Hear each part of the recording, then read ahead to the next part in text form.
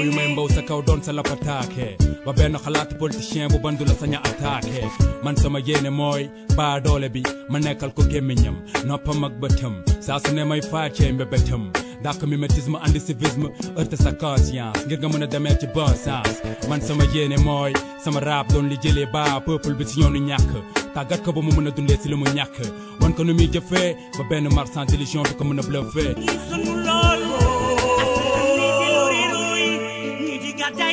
Mesdames, Mesdemoiselles, Messieurs, bonjour. Merci de renouveler une fois de plus votre confiance à l'objection. Pour ce dimanche, nous avons le plaisir de recevoir Ibrahima Kane. Ibrahima Kane, bonjour. Encore une fois, un plaisir de vous recevoir à objection pour rappeler à nos auditeurs que vous avez longtemps travaillé avec l'Union africaine, avec la CEDEAO dans le cadre de Open Society. C'est un plaisir de vous avoir ce dimanche. Merci. Mais tout le plaisir est pour moi de te retrouver et aussi de retrouver vos auditeurs. Alors, merci de ton invitation. Oui, Ibrahima Kane, la géopolitique avec justement la CEDEAO, la crise est complexe. Le Sénégal tente la médiation, mais les États de l'AIS, oui, campent sur leur position. Une telle situation dans un environnement aussi délicat vous inspire quoi? Alors, c'est toujours bon quand tu as une famille aussi étendue que la CEDEAO, qui est composée de 15 États membres, que 3 membres de la famille essayent de quitter l'institution, qu'on fasse tout pour qu'ils restent à la maison, qu'on fasse tout pour qu'ils continuent de travailler avec les autres pour vraiment essayer de faire en sorte que la CEDEAO serve les populations de la région. Parce que l'objectif, c'était faire en sorte qu'il y ait un développement dans la sous-région, faire en sorte qu'il y ait une libre circulation des personnes, des idées, que le développement économique de cette région soit vraiment la plus importante du continent. Beaucoup de choses ont été faites dans le domaine de la libre circulation, mais il reste encore beaucoup de choses à faire. Et donc, on a besoin de tous les membres, on doit compter sur tous les membres de la famille pour faire avancer le dossier. Il est vrai également que les raisons pour lesquelles ils veulent quitter la famille peuvent être des raisons légitimes parce qu'il y a des sanctions très sévères qui ont été prises contre la population. La population a plus souffert que les militaires des sanctions qui avaient été décidées par la CEDEAO. Mais en même temps, quand on regarde ces 3 pays qui veulent quitter la maison, on se demande, mais est-ce qu'ils ont bien réfléchi? Est-ce qu'ils savent vraiment ce qu'ils veulent faire? En tenant compte de leur poids? Pas seulement de leur poids, mais regarde d'abord la géographie. Oui. C'est les seuls États parmi les 15 de la CEDEAO qui n'ont pas d'accès à la mer. Ça, c'est un premier handicap. De position géographique.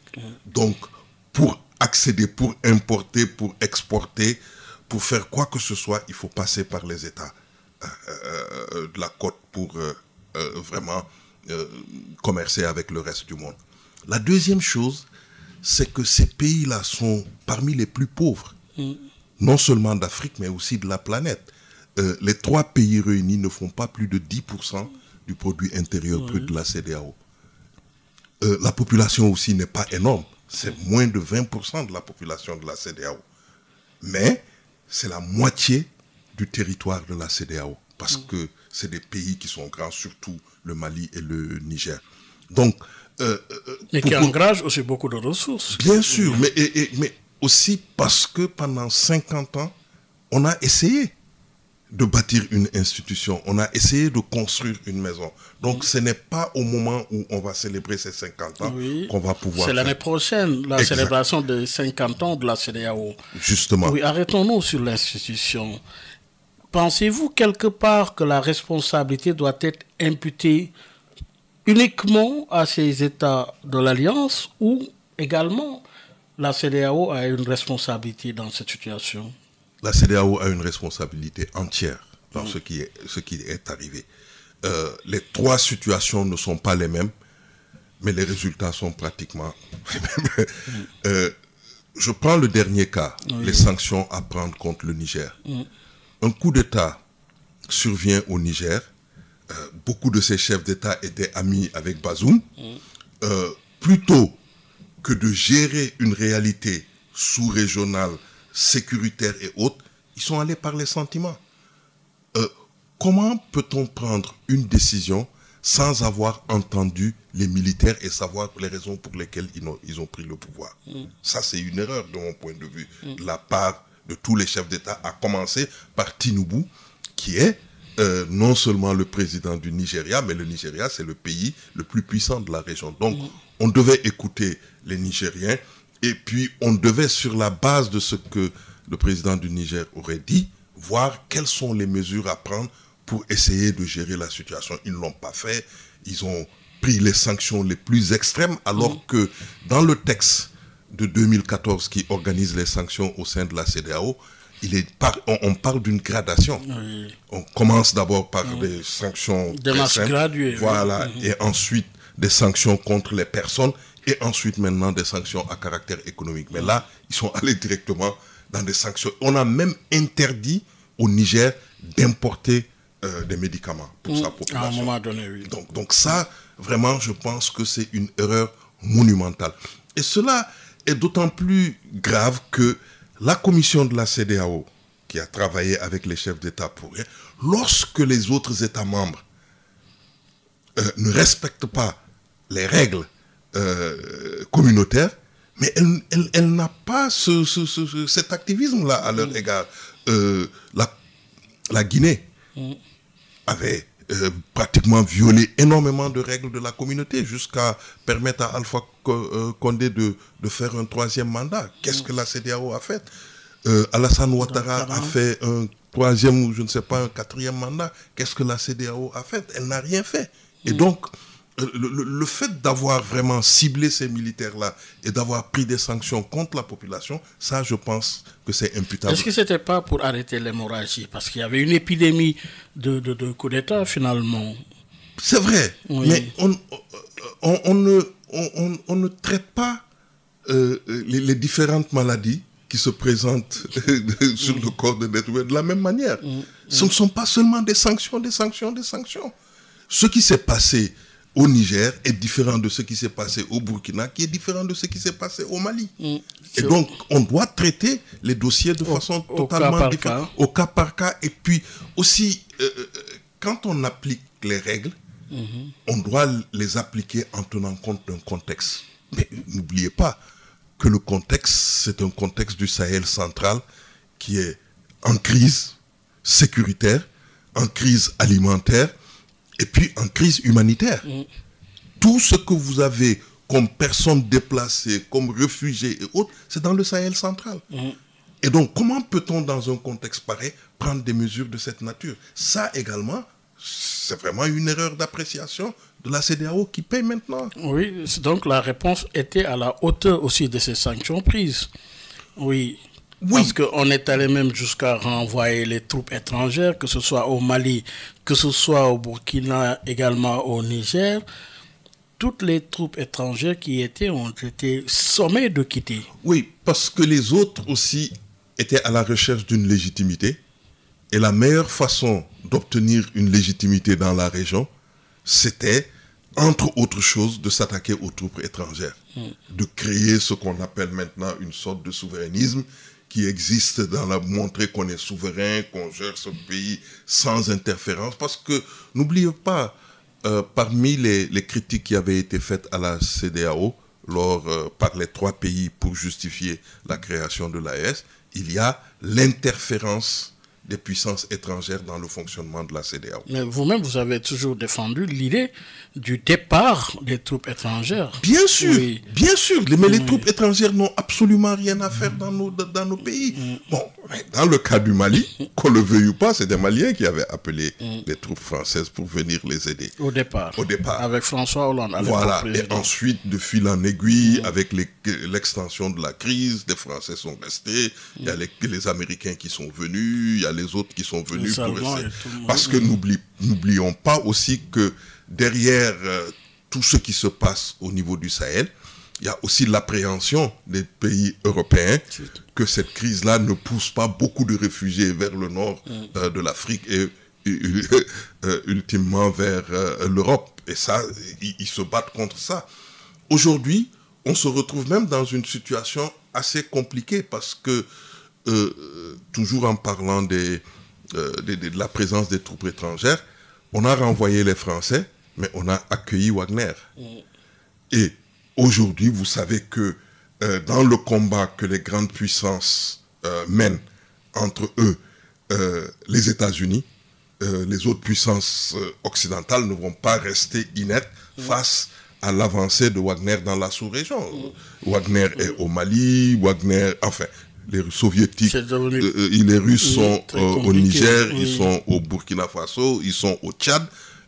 Vous voyez déjà que la Côte d'Ivoire a ouvert ses camps aux Américains, et donc on va se retrouver encore dans une sorte de conflit d'intérêt, voilà, Est-Ouest, mais dont l'Afrique va être le perdant. A-t-on pris la mesure, le recul nécessaire pour bien analyser ce phénomène? Alors, la CEDEAO, oui, avait fait cet effort-là. Avant la fin du mandat de Ouédraogo, qui était président de la Commission, la CEDEAO était sur le point de mettre en place sa stratégie de lutte contre l'insécurité dans le Sahel. Et cette stratégie-là était une stratégie de la CEDEAO qui était totalement différente de ce que le G5 faisait, de ce que les autres faisaient. Et autres faisaient. Mais les Occidentaux n'étaient pas d'accord. Et quand Ouédraogo est parti, vous vous rappelez, il a été remplacé par un intérimaire qui était très proche aussi bien des autorités togolaises et autres, et qui a fait le jeu des puissances occidentales, qui a mis simplement de côté la stratégie que la CEDEAO a élaborée et qui n'a jamais été appliquée. Donc ça, et ces documents-là existent, montrent bien que ce que la CEDEAO voulait faire, c'était pas simplement une lutte tous azimuts contre le terrorisme, mais c'était d'aller voir quelles étaient les causes profondes de la crise. Parce que Ouédraogo, comme vous dites, à l'époque, avait posé les jalons. Il y avait d'éminents émissaires qui ont réfléchi notamment sur la question économique. Exactement. Et avaient enclenché le problème même de l'éco à l'époque. Exactement. Et justement de la CEDEAO des peuples également. Mais après, c'est comme qui dirait, il y a un arrêt, voulu ou pas, mais véritablement, ça a été le constat. Voilà. Il y a aussi des problèmes structurels qui sont vraiment, qui compliquent la tâche de la CEDEAO. La CEDEAO est la seule organisation en Afrique où le président de la commission ne peut pas faire plus d'un mandat. C'est ça. Et puis, quand les commissaires aussi, voilà, quand les commissaires, c'est toute l'équipe qui doit quitter et laisser la place à d'autres. Donc, il n'y a pas de mémoire institutionnelle, il n'y a pas de continuité dans le truc. Mais ça, ils sont responsables de ce qui les arrive. Donc, ça, c'est un problème qu'il faut régler. Le deuxième problème qu'il faut régler, c'est que, et par le passé, il ne faut pas oublier que par le passé, la CEDEAO, notamment grâce à un Nigeria très fort, avait vraiment imprimé sa marque dans les crises africaines, Libéria, Sierra Leone, voilà, ça a été gagné parce que le Nigeria s'était investi et autres. Aujourd'hui, le Nigeria est l'ombre de lui-même et ça pèse aussi sur les mesures, les décisions à prendre dans le cadre de la CEDEAO. Le troisième point que je soulignerai, c'est que cette idée que dans ce qui se passe au Sahel, ce n'est que du terrorisme, ça arrange les Européens d'abord, mais ça arrange aussi beaucoup de leaders. Parce que surtout ceux qui sont dans l'armée, parce qu'on n'interroge pas nos sociétés sur les raisons réelles des soulèvements des populations. Que ce soit au Mali, que ce soit au Burkina, que ce soit au Niger, mais ce sont les... Si vous regardez ceux qui se soulèvent contre l'État, c'est à 99% des populations locales. Oui. Le caractère État-nation, la dimension culturelle aussi. Tout y est. Vous avez des problèmes d'esclavage, vous avez des problèmes d'accès à la terre, vous avez même le changement climatique. Prenez la zone centrale du Sahel, mais il est prouvé que en 50 ans, depuis la sécheresse des années 70, en 50 ans, cette partie du Mali et un peu du Burkina a perdu presque 35% de sa superficie. Et c'est une région où vous avez non seulement des agriculteurs, mais vous avez aussi des pastoralistes, et ça crée des conflits. Et s'il n'y a pas de mécanisme, de règles pour permettre un règlement de ces conflits, mais ça prend des ampleurs que les États sont incapables de régler. Et donc, et si vous voyez les stratégies que la CEDEAO a mises en place sur le pastoralisme, c'était en réalité une façon de trouver des solutions à ces problèmes-là. Mais maintenant, son incapacité institutionnelle à agir, le fait qu'elle soit marginalisée par les puissances occidentales, nous expose dans la situation. La situation, elle est réellement complexe. Il y a des initiatives qui sont prises ça et là. Aujourd'hui, on a vu également la recrudescence des attaques de part et d'autre, que ce soit au Mali, au Burkina comme au Niger. Oui, la situation est loin d'être réglée, malgré la présence des gouvernements militaires. Bien sûr, bien sûr. Vous savez, à mon avis, tant qu'on ne touchera pas du doigt les vrais problèmes de ces sociétés, par exemple, la question des terres, les inégalités, c'est à la fois, le Sahel, c'est à la fois la région où on a les personnes les plus pauvres de l'Afrique, mais où aussi on a les inégalités les plus grandes du continent. Et rien, absolument rien n'est fait, Bayoumar, pour essayer de trouver un début de solution à ces crises-là. Que ce soit la question des rapports entre les jeunes, entre les cadets et les aînés, que ce soit les questions de droits des femmes, que la Cour suprême du Mali a jugé qu'une femme n'avait pas droit à la terre à cause des règles communautaires. Que ce soit la question de l'esclavage. Et l'esclavage, vous savez, c'est de la Mauritanie jusqu'au Soudan. Il semblerait même que près de 40% de la population de cette région est constituée d'esclaves. Et ces gens-là ne veulent plus de ce statut. Et ils se battent pour qu'on les considère comme des citoyens, comme les autres. Alors, oui, le constat, il est fait également. Mais n'avez-vous pas l'impression qu'en réalité, il y a le problème de la gouvernance également dans ces pays? Gouvernance démocratique. Quelque part, tout est parti des élections. Vous avez parlé de troisième mandat en Guinée. Vous avez parlé également de problèmes de gouvernance au départ au Mali, mais également gouvernance, quoi qu'on puisse dire, au Burkina Faso, comme également au Niger. Finalement, ça a amené quoi comme solution aujourd'hui? Le constat, il est fait avec justement ces démocraties à interrogation. C'est vrai. Et chaque pays est un cas spécial. Vous savez, la trajectoire démocratique du Sénégal est différente de la trajectoire démocratique du Mali, qui est différente de la trajectoire démocratique. Et pourtant, les règles démocratiques sont universelles, non? Oui, les règles démocratiques sont universelles, mais, mais la culture n'est pas la même. Si vous ne pouvez pas, Bayoumar, appliquer les mêmes règles dans un État qui a fait l'expérience de plus de 30 ans de régime militaire et un pays qui n'a jamais connu de régime militaire. Les choses sont différentes. Et vous savez que vous avez la chance de n'avoir jamais connu ce qu'est un régime militaire. Oui, mais pourquoi ça a réussi, par exemple, dans un État comme le Ghana, qui a connu aussi des régimes militaires, mais qui a justement organisé la transition, le pouvoir est entre les mains de civils maintenant, donc il réussit. Mais ça a baigné dans le sang. Oui. Rawlins a pratiquement tué toute l'élite de l'armée pour arriver à ce résultat-là. Pensez-vous qu'on doit... Qu'est-ce qui compte finalement, le résultat ou...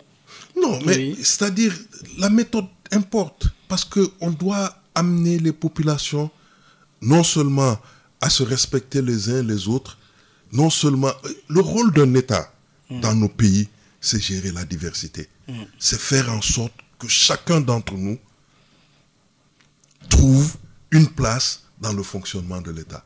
Que l'État ne soit pas contre Bayoumar, l'État ne soit pas contre Ibrahim, mais que l'État nous serve tous.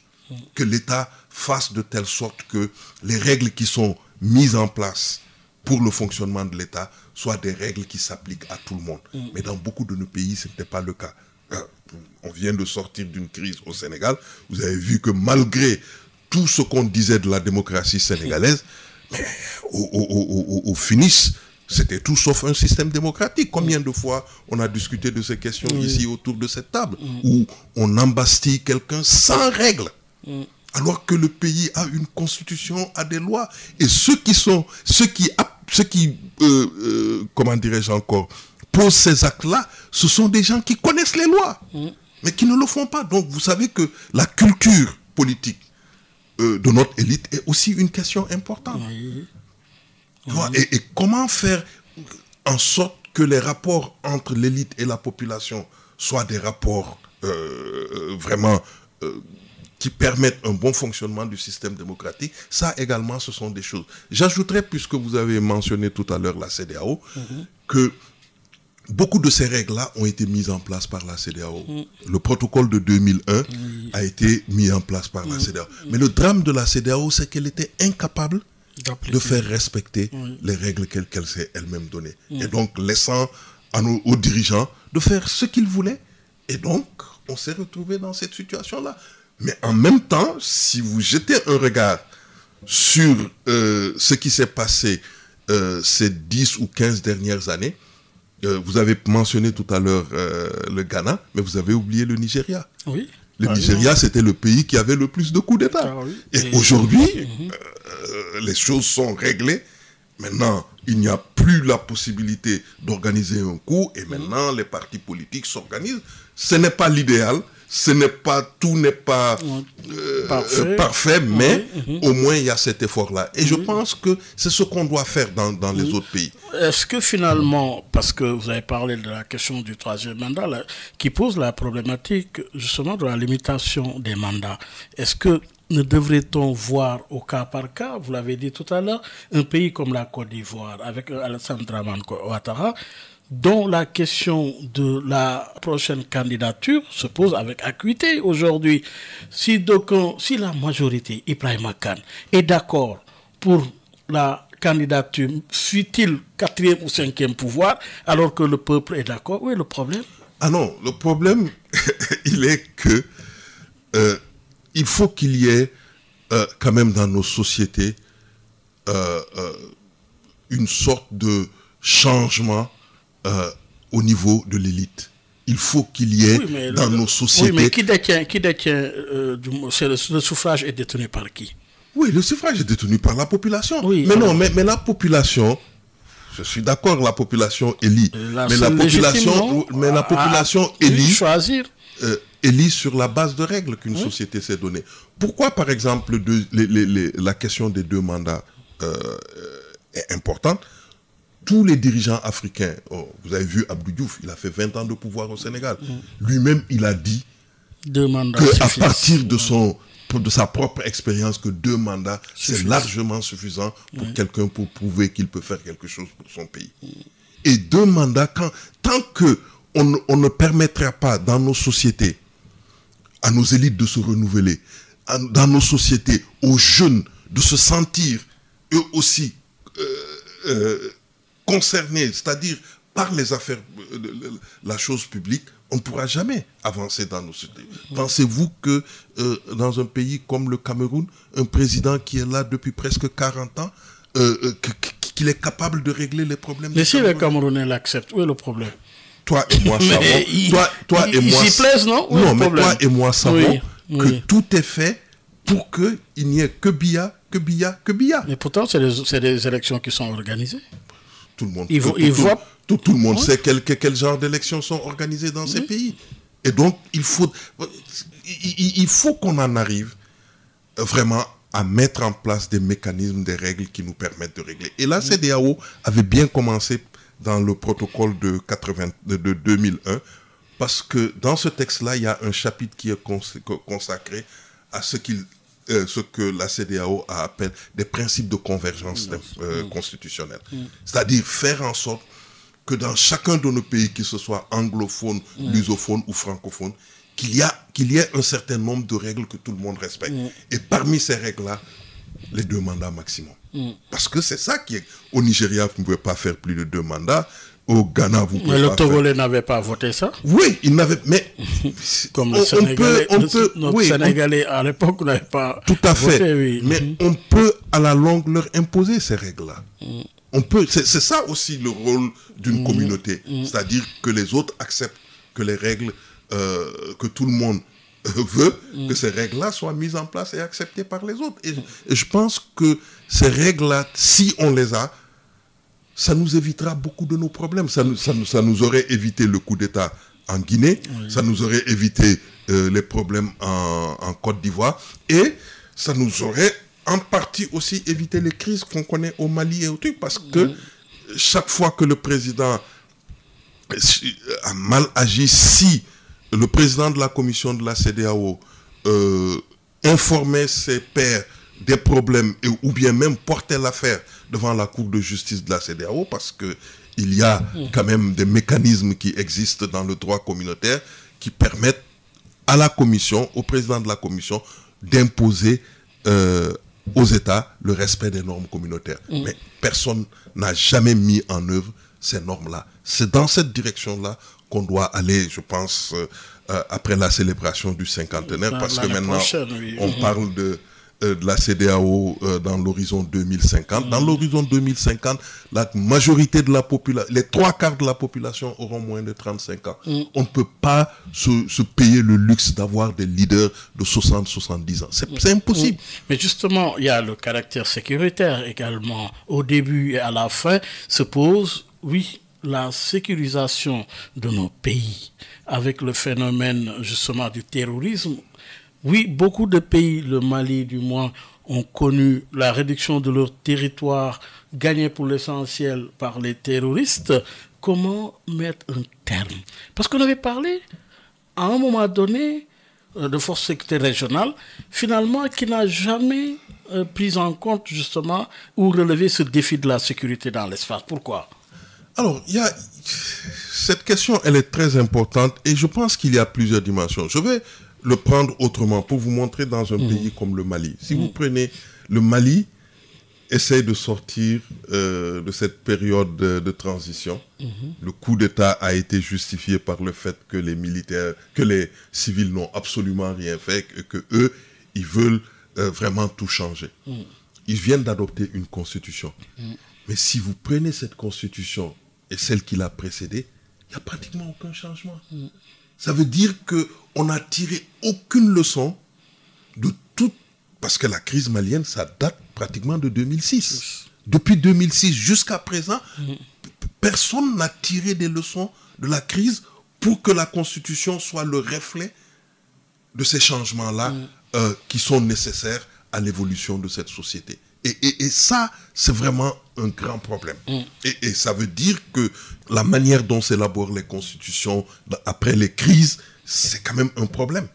Vous avez vu qu'en Gambie, après la chute de Yahya Jammeh, les Gambiens ont pris 2 ans pour élaborer une constitution. Mais ça veut dire que tout le monde y a participé.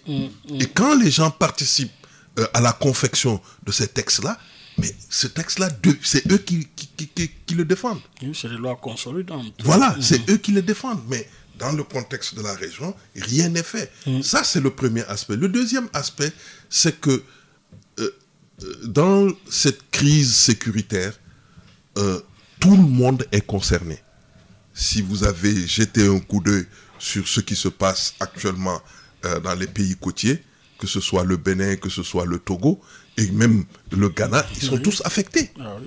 Donc, et même le Sénégal. Bien sûr, bon, parce pour que le moment, à un moment donné, notre port, du point de vue position, avait même reculé. Oui, bien sûr. Oui. Du point de vue de rang. Oui, tout à fait. Oui. Mais à partir de ce moment, tout le monde doit savoir que l'insécurité chez l'autre veut dire aussi l'insécurité chez toi. Mais jusqu'à présent, on n'a pas vu cet effort, on n'a pas vu, comment dirais-je encore, ces actions de nos dirigeants allant dans le sens de vraiment aider le voisin.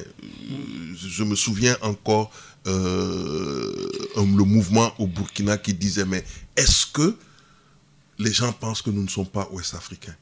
Comment se fait-il que tout le monde sait qu'on n'a pas de moyens, qu'on n'a absolument rien, aucun de nos voisins ne nous vient en aide? Ça également, c'est un problème, mais comme je l'ai dit tout à l'heure, ce problème est lié aux faiblesses du Nigeria. Ce problème est aussi lié d'une certaine façon aux interférences que... Mais finalement, la situation économique de ces problèmes, nous avons évoqué la question de la gouvernance, mais la situation économique interne à chaque pays aujourd'hui se constate en termes justement de difficultés atroces. Le Nigeria aujourd'hui vraiment est confronté à un problème social extrême. Mais le Nigeria est dans une situation économique extrêmement difficile. Oui. Extrêmement, mais ce n'est pas seulement le Nigeria, mais c'est presque toute la région. Mais Bayouma, nos pays, si vous prenez... Mais c'est structurel finalement, conjoncturel, structurel. Finalement, le monde a fini par impacter en termes gouvernance économique avec la réduction normalement de la croissance qui a fini par impacter sur nos pays. Mais Bayouma, tu oublies que sur les 15 États membres de la CEDEAO, 11 sont parmi les pays les moins avancés. Même le Sénégal, jusqu'au moment où je vous parle, fait partie des pays les moins avancés. Et quand on fait partie des pays les moins avancés, ça veut dire que la structure de l'économie, que tout est fragile. Que tout est fragile. Et s'y ajoute maintenant ces crises-là, ces sempiternelles crises. Vous savez, on a la chance... On a quand même des pays comme le Nigeria qui regorgent énormément de richesses, ne puissent pas émerger quelque part. Oui, mais... Il y a problème. Mais c'est la gouvernance. Oui. C'est la manière dont l'élite au Nigeria gère les affaires de l'État. Mais ça... c'est pas une question qui va être réglée du jour au lendemain au Nigeria. Mais ça tarde, hein. Constatons que ça tarde. Ça tarde, 50 ans l'année prochaine pour la CEDEAO, pour des nations qui ont plus d'une 60aine d'années. Il a suffi de peu pour d'autres aussi d'émerger quelque part. Oui, mais le Nigeria est un pays complexe.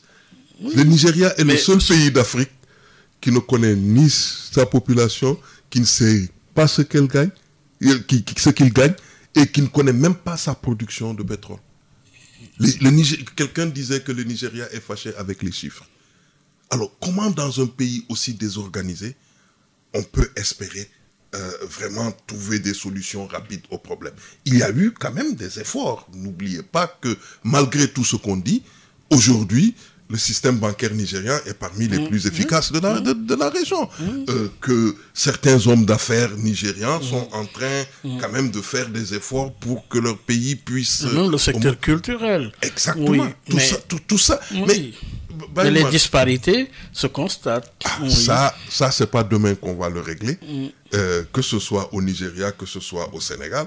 C'est pas demain qu'on va régler. Où se situe le problème finalement? Mais le problème se situe dans notre capacité à pouvoir... Non, dans notre capacité à pouvoir poser les vrais problèmes. Regarde, pendant tous les 12 années que Macky Sall est resté au pouvoir, on a mis en place ce qu'on appelle un PSE, en disant c'est ça qui va aider le Sénégal à être un pays émergent. La référence économique. Voilà, la première chose qui a été faite par les nouveaux dirigeants, c'est de dire ça, c'est pas notre agenda. Nous, on a notre propre projet. Alors qu'un État, c'est une continuité.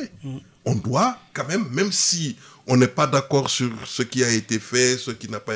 Mais on doit bâtir sur l'existant et faire en sorte que, les choses qui ont été mal faites, qu'on corrige et qu'on essaie maintenant d'amener de nouvelles idées. Parce que c'est l'innovation, c'est la créativité qui fait évoluer nos sociétés. Et donc, ils doivent être créatifs, ils doivent mettre en place des systèmes, des mécanismes. Et Peu importe le nom ou l'appellation, l'essentiel c'est un contenu qui correspond justement aux besoins réels des populations. Et il faut aussi faire jouer à nos universités le rôle qu'ils doivent jouer. Vous savez, ce qui manque le plus à nos universités, Bayouma, c'est les moyens pour faire de la recherche. Vous interrogez la société politique? Bien sûr, mais c'est elle qui est responsable de ça. Dans d'autres pays, si vous prenez un pays comme le Maroc, mais aujourd'hui, l'essentiel des ressources qui consacrées à la recherche, mais vient des ressources qui sont données par l'État. L'office chérifien des phosphates, mais pratiquement finance un bon nombre d'universités. On a notre compagnie des phosphates ici. Savez-vous où va l'argent? Je vous pose la question. Mais regardez nos universités, dans quel état de délabrement ils sont. Alors, que ce soit nos universités, que ce soit aussi nos hôpitaux, que ce soit le système aussi de transport, tout est à reprendre. Tout est à reprendre. Mais je pense que même si on doit reprendre selon quand même une certaine méthodologie. On doit reprendre selon quand même un certain nombre de procédures. Parce que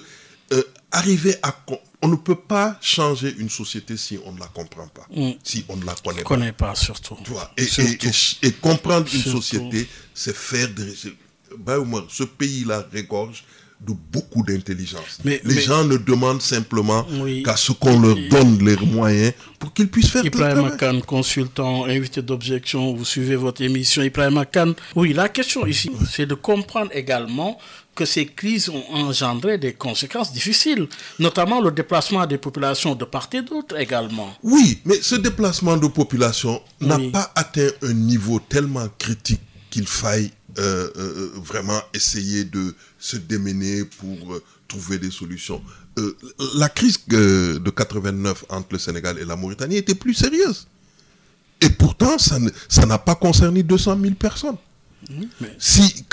Quand Yaya Jammeh, on a voulu faire partie Yaya Jammeh et que les prix de bottes ont commencé en Gambie, pratiquement une bonne partie de la population gambienne était venue au Sénégal. Quand la situation a été rétablie, elle est retournée.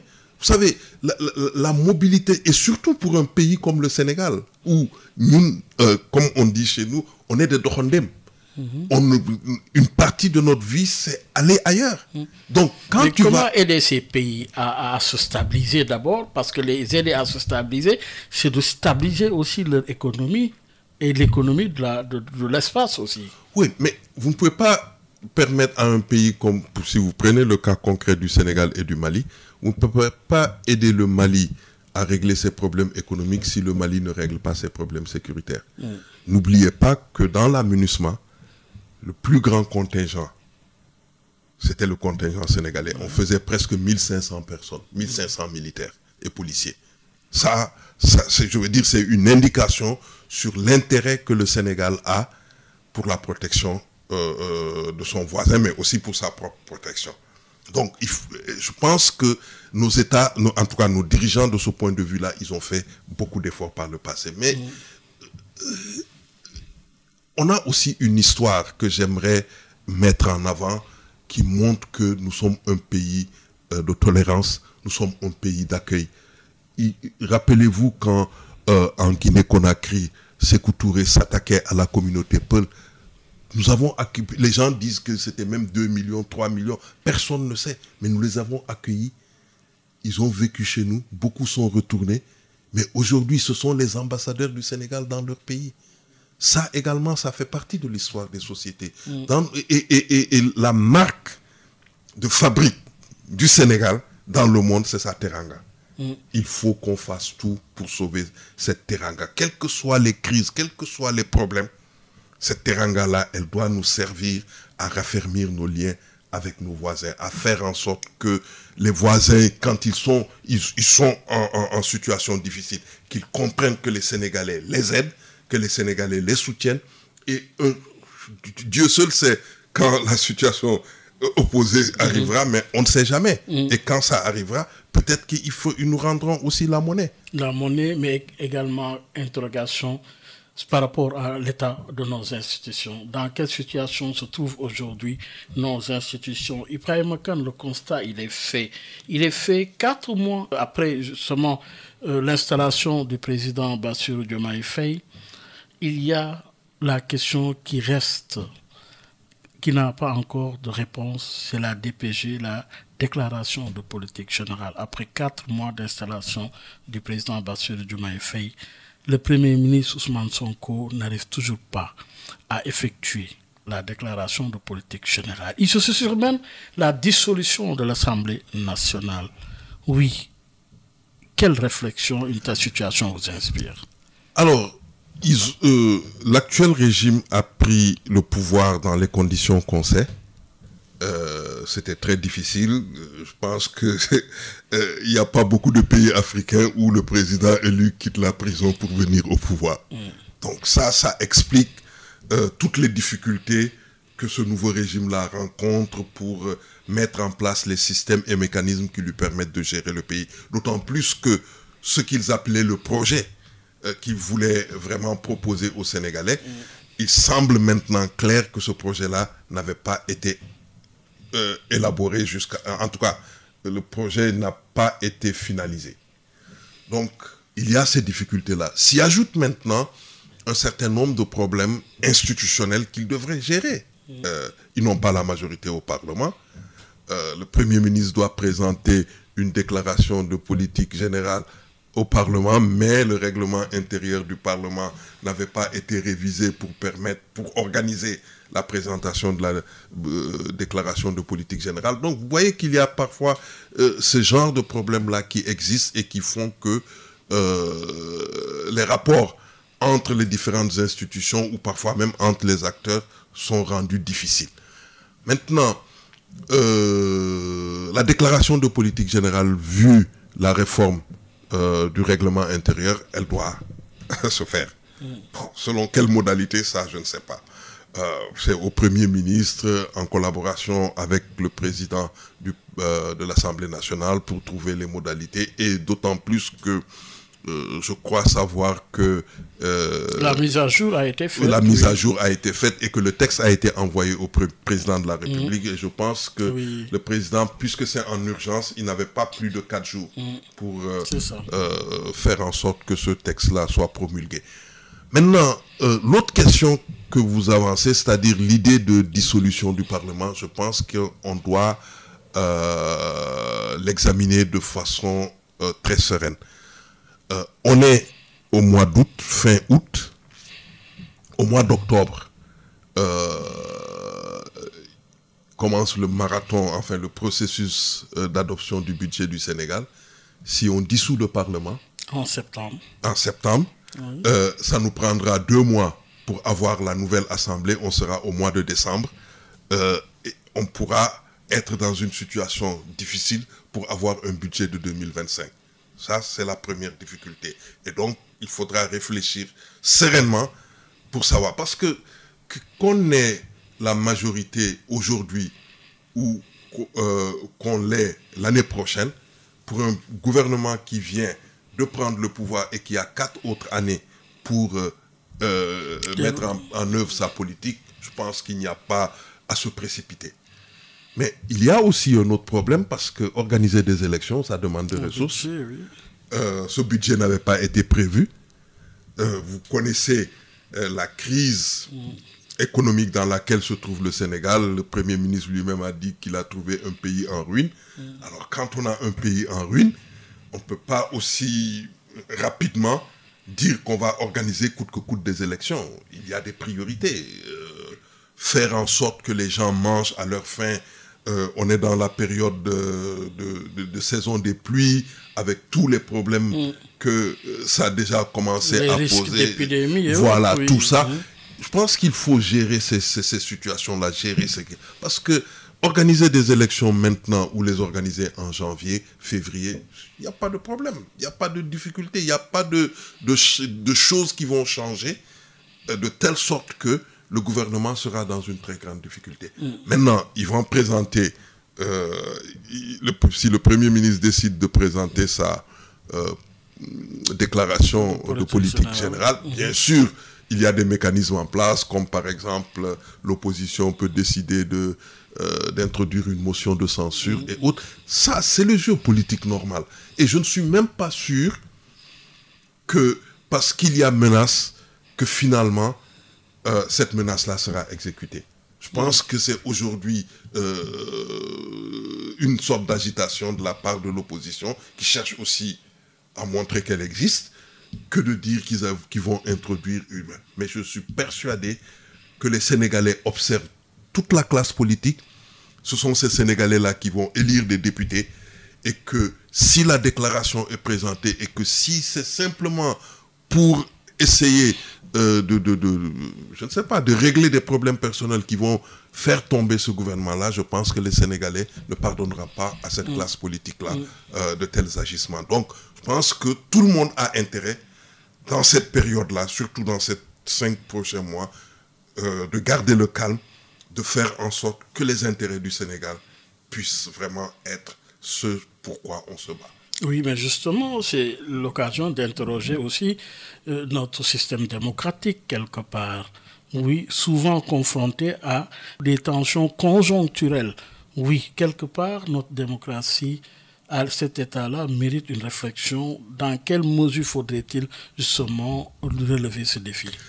Alors, je pense que cette question que vous avez posée, elle a déjà trouvé sa réponse il y a quelques années. Si vous vous souvenez, il y a quelques années, quand le régime de Abdoulaye Wade était confronté à beaucoup au sein de la société, partis politiques, organisations de la société civile et autres, avaient tenu ce qu'on appelle les assises nationales.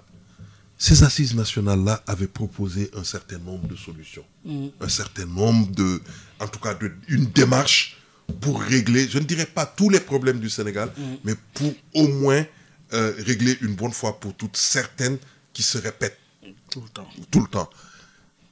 Le président Diomaye Faye avait signé la déclaration et il s'était engagé à mettre en œuvre ces assises. Bon, peut-être que le contexte que je viens de décrire rend sa tâche un peu difficile, mais je suis persuadé qu'on n'a pas besoin d'aller chercher midi à 14h, aller inventer. On a déjà des éléments, il faut les réactualiser et faire en sorte qu'on puisse mettre en place ces mécanismes, ces procédures. Ceux qui ont travaillé sur les assises sont toujours présents. Ils sont là. L'ancien Premier ministre Loum est là. Ils sont tous là. Donc, travailler ensemble pour faire en sorte que les problèmes du Sénégal soient réglés, je pense que ça doit relever de la volonté de tous les acteurs de la société, qu'ils soient politiques, qu'ils soient militaires, qu'ils soient de la société civile et autres. Mais c'est dans cette direction qu'on doit aller. On n'a pas besoin d'aller inventer, de dire on va faire autre chose. Vous avez vu récemment, le président de la République a organisé les assises de la justice. Oui. Quand on regarde de près les résultats des assises, ce n'est pas loin de ce que les assises avaient décidé. Tous les problèmes que les assises d'il y a quelques années avaient posés, ce sont les mêmes qui ont Alors, été... dit-Tic Otak, doit-il se retirer du Conseil supérieur de la magistrature? Mais je trouve que oui. Je trouve que pour moi... Doit-on élargir justement ce conseil à d'autres corps? Oui, mais alors, avec... vous savez, il y a un problème qui est posé et qui est mal présenté. La justice, c'est un organe constitutionnel au Sénégal. De la même façon que l'exécutif et le législatif. Mais on ne peut pas faire en sorte que le président de la République et le Premier ministre décident où doivent aller les juges, où doivent... C'est pas normal. La séparation des pouvoirs doit permettre la mise en place de mécanismes qui permettraient au système judiciaire de s'organiser de telle sorte que... Mais vous savez que les greffiers sont nommés. Il y a une institution à l'intérieur du ministère de la Justice qui règle ce problème. Mais pourquoi pas cette institution régler le problème des nominations? Alors, une fois qu'on aura éliminé la question des nominations, mais le fonctionnement de l'appareil judiciaire, de façon générale, intéresse tous les Sénégalais. La justice est rendue au nom des Sénégalais. Et donc, les Sénégalais ont leur mot à dire sur le fonctionnement de l'appareil judiciaire. Et de ce point de vue-là, on doit mettre en place des mécanismes. Je ne sais pas si ça va être dans le cadre du Conseil supérieur de la magistrature ou de la haute autorité. En tout cas, il faut faire en sorte que les citoyens puissent avoir un mot à dire sur le fonctionnement de la justice. Parce que s'ils ont cette possibilité-là, tous les problèmes qu'on a vécus par le passé, on ne les aurait pas vécus. Bayouma, quand ce n'est pas aujourd'hui que ces problèmes se posent. Quand Cheikh Anta Diop créé son parti, il a déposé sa demande en 1974. RND. RND. C'est en 2001 que, en 1981 que on lui a remis le récépissé. Et c'est la même justice qui, pendant 5 ans, a refusé à quelqu'un un droit que la Constitution sénégalaise lui. S'il y avait la possibilité pour les citoyens de donner leur point de vue sur le fonctionnement, je pense qu'on aurait pu régler ce problème-là. Il y a beaucoup d'autres problèmes de la justice. Regardez, la justice a des abris provisoires. Comment voulez-vous qu'on prenne la justice au sérieux si dans des capitales régionales, on doit louer des maisons pour y abriter la justice? Parce que le symbolisme dans la justice est important. Ah oui. Donc toutes ces questions-là... Comme le symbolisme, comme les imaginaires. Tout ça, ça nous intéresse, ça nous interpelle, et nous avons notre mot à dire là-dessus. Et nous avons aussi notre mot à dire parce que cette justice-là, elle a des problèmes structurels sérieux. Ces problèmes structurels, c'est-à-dire, aujourd'hui, on n'a pas le nombre de juges qu'il faut, les juges ne sont pas très bien formés. Il y a tous ces problèmes-là qu'il faut régler.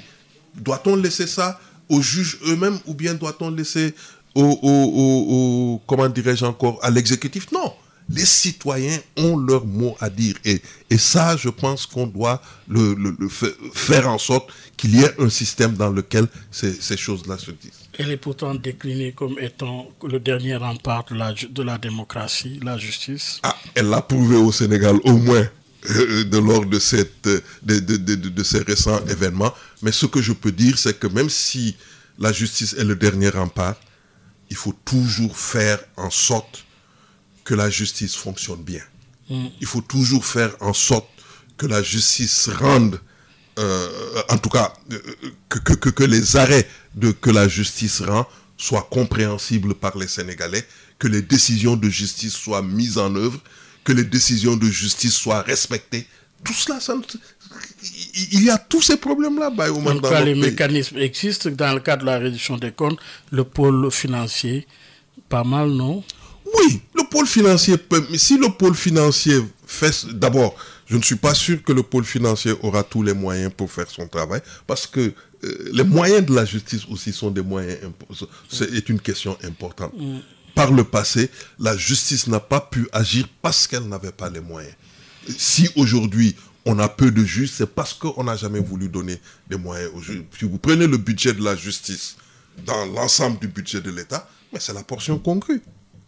Alors, comment voulez-vous que celui qu'on considère comme le dernier rempart et qu'on ne lui donne pas les moyens de pouvoir vraiment servir la population de manière à ce que le système démocratique puisse rester tel qu'il est? Finalement, tout est défi pour ces nouvelles autorités.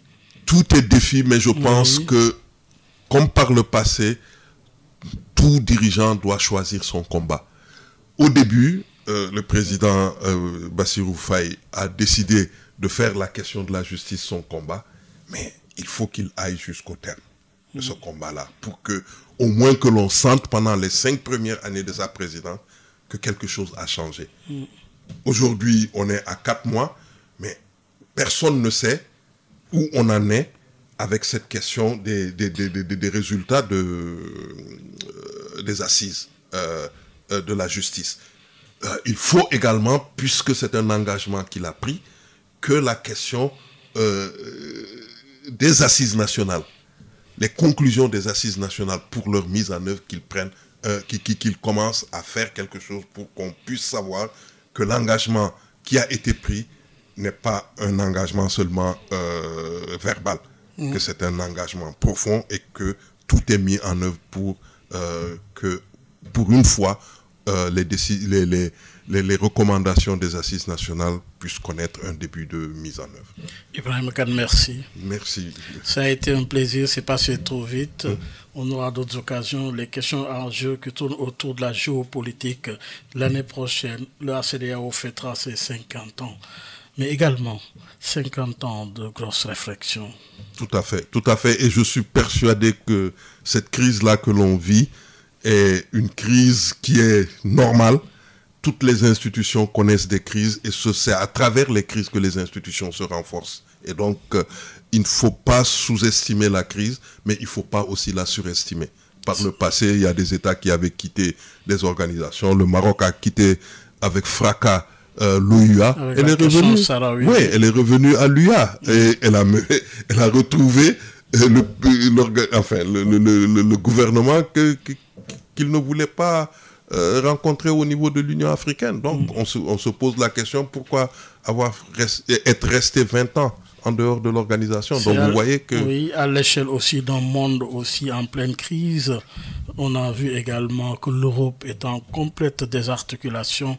Les États-Unis qui bientôt vont abriter la présidentielle. Oui, là également, un autre enjeu. Pour une première aux États-Unis, d'une femme à la tête de l'État, oui, c'est une grosse attente, un grand défi, mais également, oui, une expérience pour la démocratie américaine. Tout à fait, mais une expérience pour toutes les démocraties. Rares sont les pays au monde où les femmes sont présidents. En Afrique, je pense qu'on a eu 3 ou 4. Mais il y a un long chemin à faire pour que les discriminations à l'égard des femmes cessent. Mais je pense également ce que tu as souligné comme élément important, c'est-à-dire le fait qu'on est dans un monde qui est totalement en crise. Ce sont ces crises-là dans le monde qui doivent nous pousser, nous, Africains, à davantage nous organiser, à davantage consolider nos relations, à davantage travailler pour que la voix de l'Afrique puisse être utile, que la voix de l'Afrique, que l'Afrique puisse vraiment aussi jouer le rôle qui est le sien dans les relations internationales. Oui, une exigence, l'unité des forces ou sa propre disparition. Tout à fait. Merci beaucoup. C'est tout. Merci de nous avoir suivis. Rendez-vous dimanche prochain avec un autre invité. Un grand bravo à l'équipe digitale, Pape Abdoulaye Dieye Ndoye. Au revoir. Sud FM, c'est la 98.5. Vous y êtes, vous y restez. Au revoir. Mbow yu may mbow sa kaw doon sa lapataake ba benn xalaat politicien bu bandu la saña attaqué man sama yéene mooy baa doole bi ma nekkal ko gémmiñam noppam ak bëtam saa su ne may faacee mbébétam dàq mimétisme andi civisme heurte sa conscience ngir nga mën a demee ci bon sens man sama yéene mooy sama rap doon li jëlee baa peuple bi si ñoonu ñàkk tàggat ko ba mu mën a dundee si li mu ñàkk wan ko nu muy jëfee ba benn marchand d'illusion du ko mën a bluffé